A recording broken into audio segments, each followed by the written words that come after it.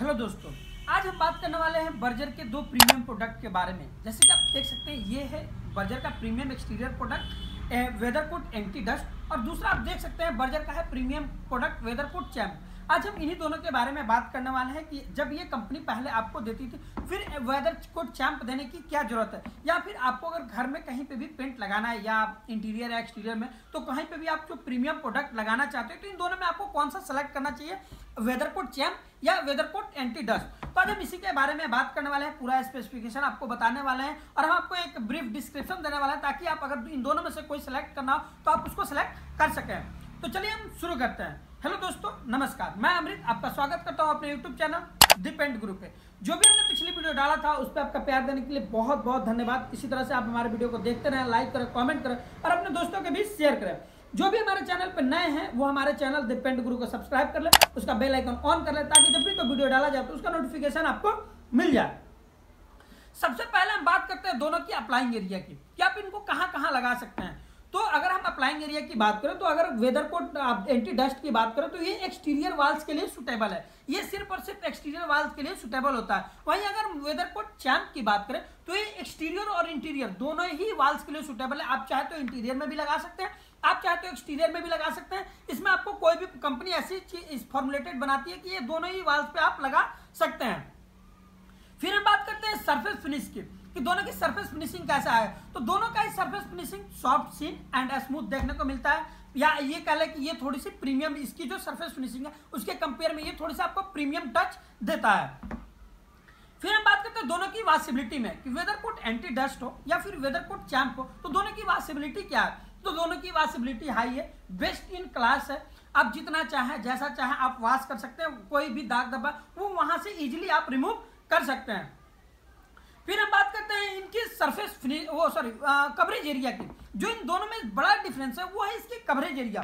For अगर हम बात करें वेदरकोट एंटी डस्ट की, तो ये इसकी कवरेज एरिया किसी भी सरफेस पे आप 2 कोट लगाते हैं तो 60 से 65 स्क्वायर फीट का एरिया कवर करता है। अगर आप इस पेंट को जैसे एक्सटीरियर पे आप लगा रहे हैं, अगर इसी पेंट को आप सेलेक्ट कर रहे हैं इंटीरियर पे लगाने के लिए, या आप इंटीरियर वॉल्स पे लगाते हैं, तो इसकी जो कवरेज एरिया वो इंक्रीज नहीं करेगी, आपको 60 से 65 स्क्वायर फीट का ही एरिया कवर करेगा। वहीं अगर वेदरकोट चैम्प की बात करें, अगर वेदरकोट चैम्प आप सेलेक्ट करते हैं, तो अगर आप ये एक्सटीरियर वॉल जैसे बाहरी दीवार पे लगाते हैं, तो ये आपको 60 से 65 स्क्वायर फीट का 2 कोट अगर आप लगाते हैं तो 60 से 65 स्क्वायर फीट का एरिया कवर करता है। वहीं अगर आप इंटीरियर पे लगाते हैं, जैसे इंटीरियर जो वाल्स है वहां पे आप ये लगाते हैं, तो इसकी कवरेज एरिया इंक्रीज कर जाती है और ये इंक्रीज करके 100 से 110 स्क्वायर फीट का एरिया कवर करने लगता है। तो यही दोनों में, इन दोनों में जो मेजर डिफरेंस था तो यही था कि अगर आप इसको सिलेक्ट करते हैं, मान के चलिए कि आप वेदरकोट चैम्प को सिलेक्ट करते हैं, तो एक्सटीरियर पे तो आपको 60 से 65 स्क्वायर फीट का एरिया कवर कर ही रहा है, बट जैसे ही इस पेंट को आप इंटीरियर पे लगाते हैं तो ये आपको 100 से 110 स्क्वायर फीट का एरिया